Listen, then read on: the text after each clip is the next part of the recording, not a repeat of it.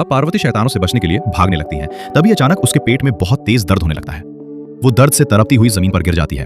उसी समय उसके कोख से एक दिव्य बालक का जन्म होता है। पार्वती अपने नवजात बच्चे को देखकर बहुत खुश होती है, लेकिन तभी वहां एक शैतान आ जाता है। वो पार्वती के शरीर में घुसकर उस बच्चे को मारने की कोशिश करता है। जैसे ही वो शैतान बच्चे को छूता है, उसी पल उस बालक के शरीर से एक दिव्य रोशनी निकलती है। उस रोशनी की ताकत से पार्वती को फिर से होश आ जाता है।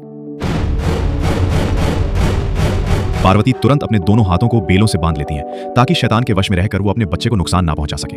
उसी समय वहां से गुजर रहे एक पंडित को झाड़ियों से बच्चे के रोने की आवाज सुनाई देती है। जब पंडित वहां पहुंचते हैं तो देखते हैं कि पार्वती पर किसी बुरी आत्मा का साया है। तब पंडित अपने तंत्र मंत्र से उस शैतान को एक मरे हुए उल्लू में कैद कर देते हैं। शैतान के प्रवेश करते ही वो उल्लू पुनः जीवित होता है। फिर वे लोग उस उल्लू को पिंजरे में बंद करके उसी पेड़ पर टांग देते हैं। अब पार्वती पूरी तरह से ठीक हो चुकी थी। पंडित जी उससे उसका नाम और घर के बारे में पूछते हैं। पार्वती रोते हुए कहती है, इस दुनिया में मेरा कोई नहीं है, मैं बिल्कुल अकेली हूँ। पंडित मुस्कुराकर कहते हैं, जिस बेटे ने तुम्हारी जान बचाई, जब वो तुम्हारे साथ है तो तुम अकेली कैसे हो? ये सुनकर पार्वती को एक उम्मीद नजर आती है। वो अपने बेटे के साथ उसी गांव में रहने लगती है। कुछ साल बाद जब वो बालक बड़ा हो जाता है तो पंडित जी उसे गांव की सेवा में लगा देते हैं। सरभा पर भगवान नरसिंह की कृपा थी, इसलिए कोई भी दुष्ट आत्मा उसका कुछ नहीं बिगाड़ सकती थी। वही दूसरी ओर थी दिव्या, जिसकी कुंडली में बुरी शक्तियों को आकर्षित करने का दोष था। इसी वजह से कोई भी बुरी आत्मा उसके प्राण ले सकती थी। दिव्या की सुरक्षा के लिए पंडित उसे सरभा के घर रुकने को कहते हैं। सरभा के साथ रहते रहते दिव्या को उससे प्यार हो जाता है, लेकिन सरभा को इस बारे में कुछ पता नहीं होता।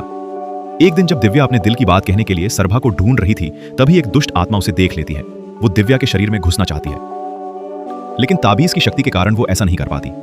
इसके बाद वो दुष्ट आत्मा शैतानों के गुरु के पास जाती है और बताती है कि कोई अलौकिक शक्ति दिव्या की रक्षा कर रही है। ये सुनकर तांत्रिक जोर से हंसता है और कहता है, उसे लाने के लिए मुझे जो भी करना पड़े मैं करूंगा, क्योंकि उसकी बलि से ही मुझे शक्तियां मिल सकती हैं। अब वो रूप बदलकर दिव्या को उठाने उसी गांव में पहुंचता है। क्या वो दिव्या की बलि देने में सफल हो पाएगा? जानेंगे अगले भाग में।